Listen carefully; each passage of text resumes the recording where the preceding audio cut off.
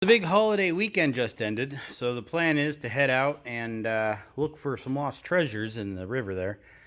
So yeah, that's the plan. Now, everything you want is deeper than you can just snorkel down and get, so we're going to do some diving. Now, my last diving video didn't really go over too well here on the dive community. Whoever these guys are, I've never heard of them, but apparently some safety concerns were brought up. Seems that, hopping headfirst into a body of water with no training and an air tank strapped to your back isn't necessarily the best of plans. So I'm not going to do that anymore. This time, I'm going to dive with the air tank in the boat. Just need some air hose. So this is going to be a simple setup. Tank of air in the boat, runs to a hose, goes into your mouthpiece. You're breathing and diving just like the pros. But you don't want the mouthpiece thing being, ripped out of your mouth. So you want to have some type of harness that ties it to you. The issue with that is there is a company named Bronies. They make a harness that does that. The problem is it's hundreds of dollars, and basically what you're getting is, just a strap with, a strap with a little, well, there's no quick release buckle on it because that would cost too much.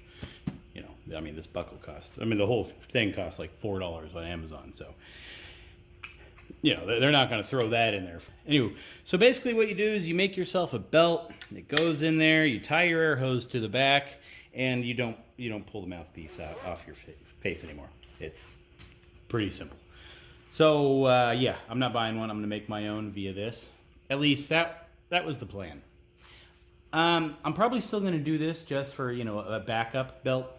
But I also remembered how buoyant the scuba system was that I tried last time. So I clearly need to add some weights. But luckily for me, Craigslist is still a thing. I found a snorkel in here. It's going to be handy. Look how good that thing looks. Yeah, whatever that is. Where are my weights? Crown Royal. This is going to be handy, if there's actual Crown Royal in here, because after a dive, I think sitting by the beach and just enjoying some alcohol really is ideal. What do we got here? Oh, dive belt. Look at that. Yeah, that'll work. Don't know what those are, I don't care. Oh, there's my patty course. Need that, you know what I'm saying? There we go. There's the weight. There's more weight.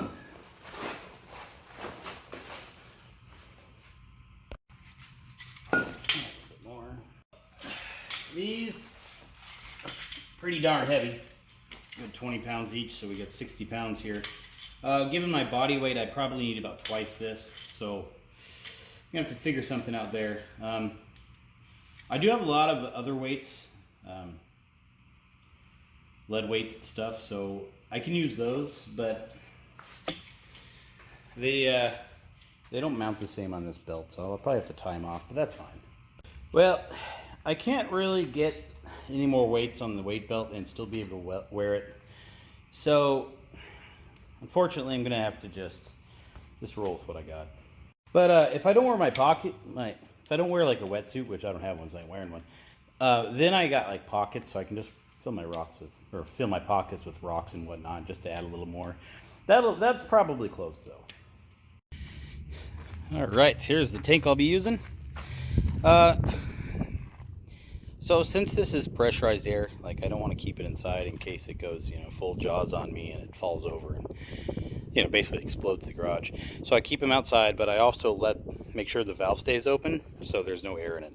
And that way, as the temperature goes up and down outside, the tank doesn't overexpand or, contrast and just blow up. So yeah, we have an empty air tank here. There's nothing coming out of there. So that's what we'll use today. 282, so it's the 8 plus 2 would be 10, 22. Yeah, so 10, 22. So this is still a current tank. So, it's good. We can use this. Still got a few more months of life left. Now, as I mentioned, the tank is empty, but you can film yourself. It's really not hard. The hardest part is after it's filled, turning the valve closed quick enough. But Doesn't take a genius, you know what I mean? Alright, there we go. You can kind of hear the air swishing in there, so we're getting close.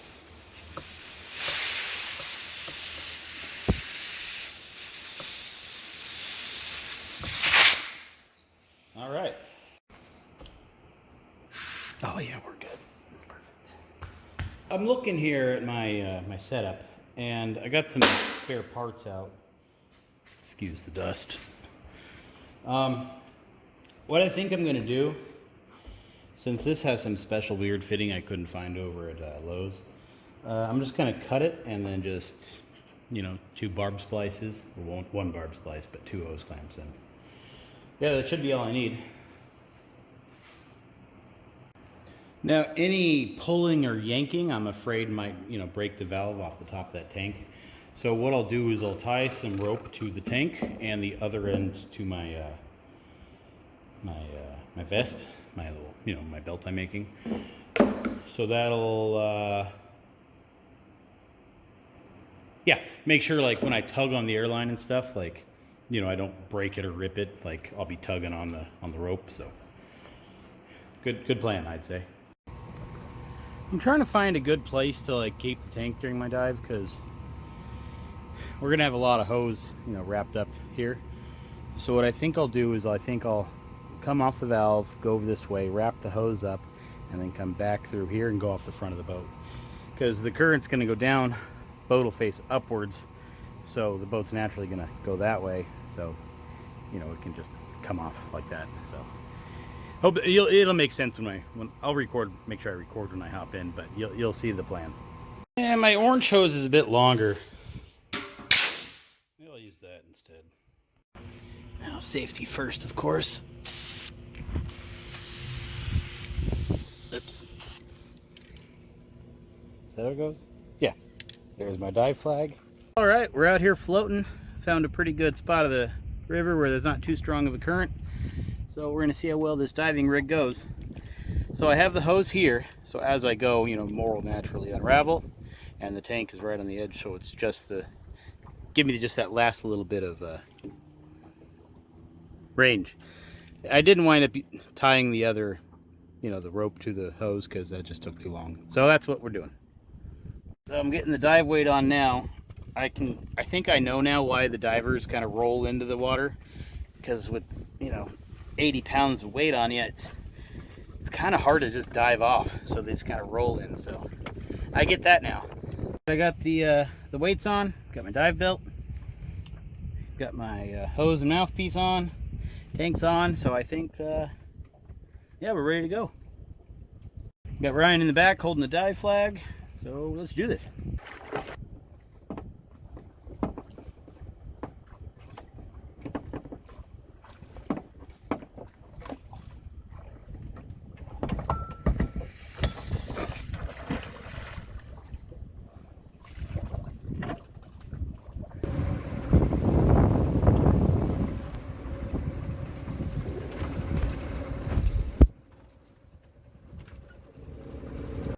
So, how did it go? Well, I forgot my mask. And I ran out of air real fast. I think my hose might be leaking. And then, I don't know, I was bored under there, so I was going to race my bubbles to the surface, but I couldn't get off the ground, so I had to ditch most of the weights. That was a good first try. So, a little bit of fine-tuning and that setup will work. But I think I'm going to go with my next setup. This is a little fuel pod. Not bad. I think I'm going to try saturation diving. You know, I'll cut a little, well, I mean the trailer will go, of course, but I'll cut a little hole, a little plasma cutter, some hinges and some weather stripping, and then, you know, a valve up top, pressurize it, and I think, you know, new depths can be achieved with this thing. So, yeah, I'm going to go research saturation diving for a little while before I give it a try, of course. We'll see how it goes. Let's see here. 9, 5, yeah. 22, dive number 2, location water, objective none, Equipment used, self. Conditions, yes. Time in, let's see, it was about 1 p.m. Out, it was about 1:02 p.m. Alright, good enough. I should like write a, keep a checklist of things to bring here in my my logbook, because I don't want to forget my mask again. That was just silly. I thought I saw like a poker chip from a casino, and I thought I hit the jackpot. Turned out it was just a blurry rock, so that was kind of unfortunate. Made myself a list of stuff to bring here. Here, I put it in the back of the book here to check. What is this? Well, I already made the list, so I'll keep it in there. All right, everybody. I'll see you next time.